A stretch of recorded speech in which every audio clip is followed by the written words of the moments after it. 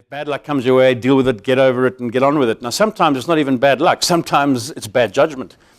Sometimes you make mistakes, and things go wrong. And I think one has to accept that, number one, careers are never linear. Careers always have setbacks. I look back in my career and the number of times that I thought I should have been the one who got the promotion or the job, and I was overlooked, and the temptation to throw your toys or get into a sulk is quite high. Never slam a door behind you, by the way.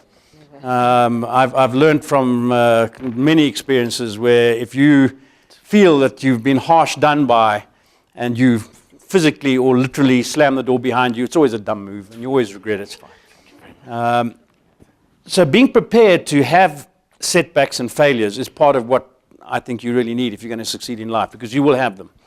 And if you're never prepared, or if you can never contemplate failure, you're never going to take on the things if there's a risk of failure. And the fear of failure, I think, is one of the greatest inhibitors. So, back to the timing and the luck. Way back in, and when I first moved, I left the Anglo-American Corporation after I'd been at Deloitte, and I went down to Cape Town in 1977 to an industrial group that was mainly in the building materials industry. And the building materials industry was going through a very bad time. 1977, economically for South Africa, was a disastrous time. We'd had 1976, we'd had Soweto. For the first time, the world and South Africa said, this apartheid thing, it's going to come to an end sometime, and the end's probably going to be ugly. And it shattered confidence, and people withdrew their funding from South Africa. And so the building industry was in the doldrums, and I went down to Cape Town as finance director. I knew I didn't want to be finance director for the rest of my life, and it was part of my problem at Anglo. I could see that Anglo was going to be a very, very long road to break out of the finance director role.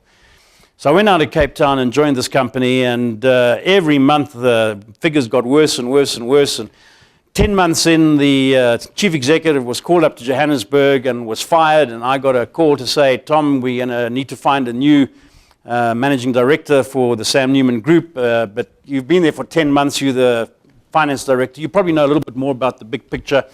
Hold the reins while we go to find somebody. Now, just at that time, the government of South Africa decided, if we're not going to have more 1976s, we better start changing some of the things we do. So they started a massive housing program, and they started in the Western Cape.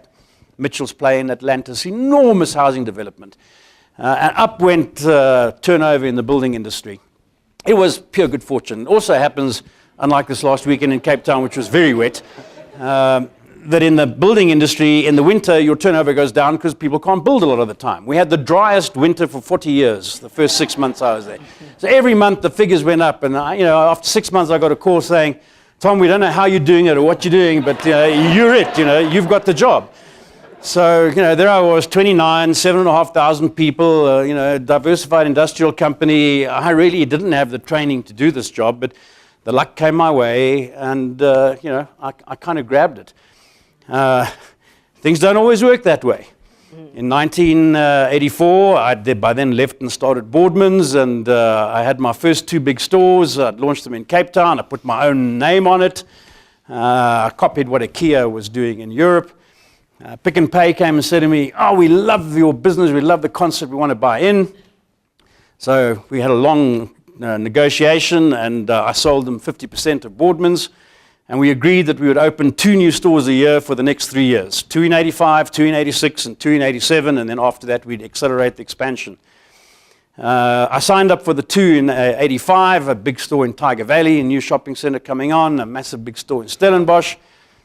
And it could be a long story, Carl, so I'll cut it short. A guy called Hugh Herman, who had been with Sonnenberg's and ended up as chairman of Investec, he was then chief executive of Pick and Pay, phoned me one day and said, Tom, just pop in on the way to work. He said, by the way, we know we're only doing 2 stores in 85, but your old company, Anglo-American Properties, they're building a huge shopping mall up there in Midrand, and they want the first Boardman's in Gauteng.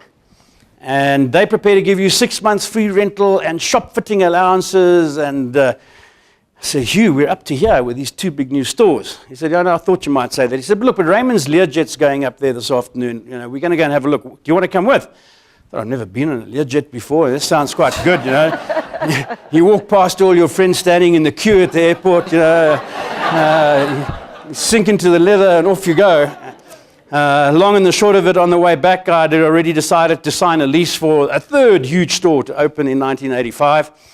I then made even a bigger mistake, because then Wolfie Sessman of Liberty Properties phoned them and said, we're incensed that the first Boardman is going to be in Midrand, and we want him to take over the John Laws department store in Eastgate, put a big Boardman's there, established centre. I did all the what ifs, and we didn't have Excel, we had Lotus 123 in those days, and signed for another. Now I'm opening 4 massive stores. And on the 15th of August 1985, a fellow called the Groot Crocodile stands up and he waves his finger and he says, South Africa's never going to change, apartheid's here forever. And the rand, 80% of what I was selling was imported, the rand fell from 1 rand buying me $1 to having to spend R2.50 to buy a US dollar in 72 hours. And the prime borrowing rate went from 12%, and now I was borrowing like mad to fund all the stuff, the prime rate went to 27. Now, you might remember recently it went to 15. Let me tell you, at 27, you know, I know what the guys in the microlenders' hands feel like. You know, it's painful. I sold the second half of Boardman's to Pick and Pay for 1 rand because I got the timing wrong. And I ran out of cash, and I couldn't fund my share, and in terms of the agreement, I got totally diluted. And I had to start all over again. You were persuaded by a Learjet.